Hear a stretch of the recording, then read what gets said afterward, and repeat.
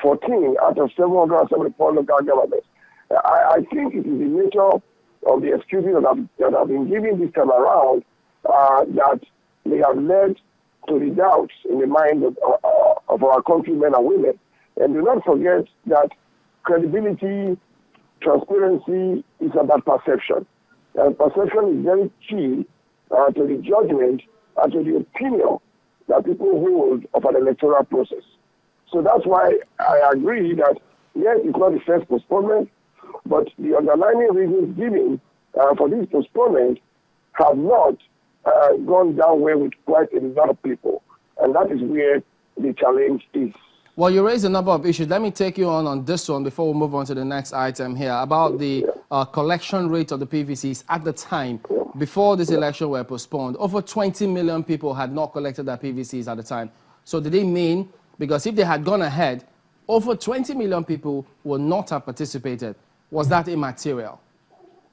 Well, it was material to the point that that was a significant number, because it's one thing to have your PVCs and another thing to be willing to vote. If you don't give people the chance to collect their PVCs, then of course again you have also been unfair to the processes leading to the election. But I think that by far a more credible reason would have been for INEC to have come out at that time fairly and squarely admit that they were not ready for that election, apologize to the nation, giving the huge resources put behind this process, and then give a commitment that they will not fail the country in the postponed date. I think, to me, that was a more acceptable reason than coming out to say to the Nigerian people that the security agencies funded by taxpayers' money can no longer give a guarantee of the lives and properties in this country, merely because they were engaged in what appears to be combating insurgents, I can't even say in a whole section of the country, in pockets of the country. So I think it was the excuse that I'm giving credibility problems to the question of postponement. Otherwise, if you go by the figures at that time, it will appear that it was sensible for INEC to have come out to say, look, we thought we would get it right, but as of today, this is the figure we have given. We are not quite satisfied that this is fair enough to the Nigerian people. We apologize that we didn't meet your expectations. We have decided to take the following steps. We will grumble, but that would have been more acceptable. All right. Thank you very much indeed for speaking with us, Honorable Wesley Dahosa. Thank you very much. Like I said, there you have it. But we'll like to remind you that you can send your questions or comments to us, Nigeria2015@channelstv.com. You could tweet at us using any of those Twitter handles you see perhaps at the bottom of the screen. Don't forget to use the hashtag Nigeria2015. So there you have the Twitter handles popping up now. And then at the bottom of that is the hashtag. But here now is the email, Nigeria2015@channelstv.com. It's time for us to take a look at what else is happening across the country about the elections. Ini Thompson is here now with it. Hello, Ini. Hello, Chamberlain. Well, the PVC is very much in the news, and while discussion and efforts are on to assure Nigerians of security for the elections, INEC is also using this time to empower more Nigerians to participate in the elections by distributing the permanent voter card, which is now at the ward level. The activities of the Independent Electoral Commission, INEC, is geared towards 100% distribution of the permanent voter cards before March 8th in view of the postponement of the elections.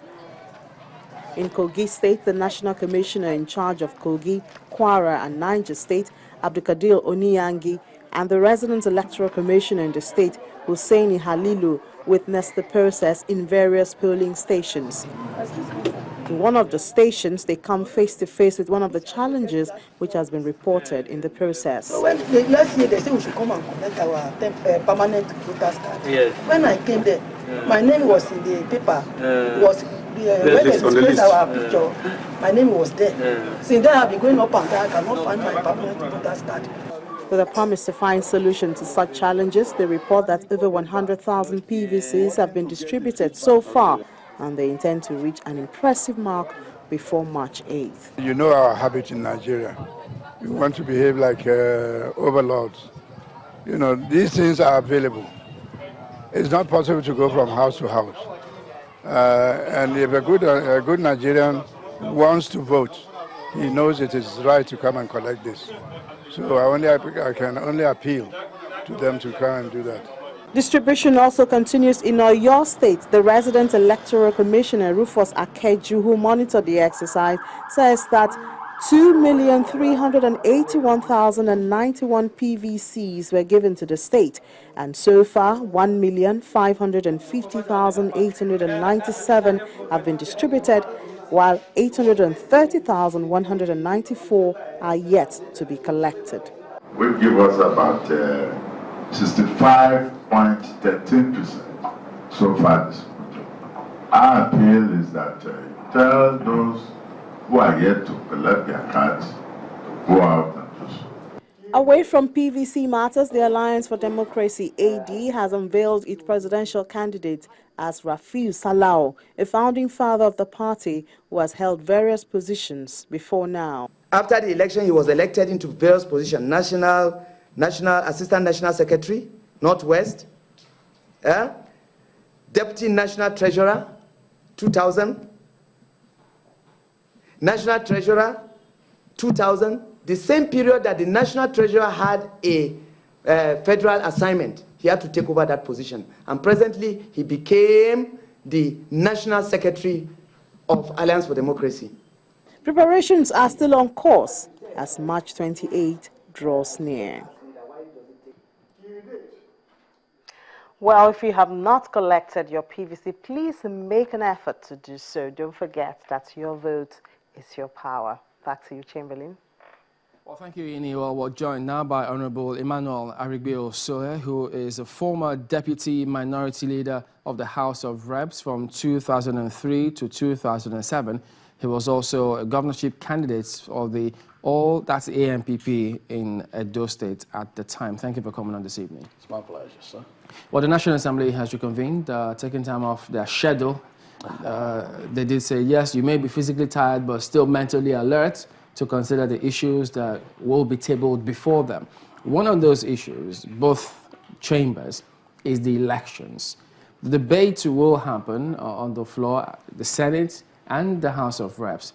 How do you see this debate panning out? Do you think they will talk about why the election were postponed and stay there, or do you think they will just briefly talk about why the elections were postponed, or what do we then do to ensure that the new dates are stuck with?